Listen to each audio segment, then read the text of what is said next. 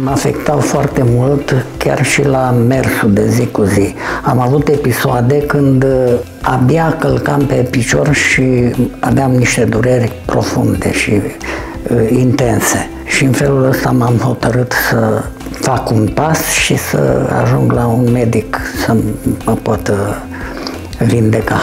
Am apelat la fiica mea care lucrează în Cluj și ea s-a interesat prin mai multe cunoștințe și mi-a recomandat: haide, tata, să mergem la acest medic, că are calități de medic ortoped bun.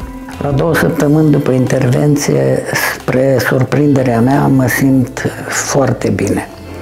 Pot să calc pe picior fără niciun fel de durere, pot să fac mișcări prin interior, chiar și prin exterior.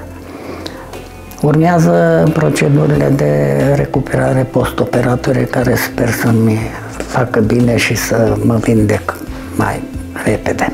După 2-3 zile am pășit cu cadru. Pe urmă am lăsat cadrul și am mers cu cărja antebraț. Am putut și să urc și să cobor scările, un pic mai cu grijă, dar acum merge, deci nu mai sunt probleme deosebite.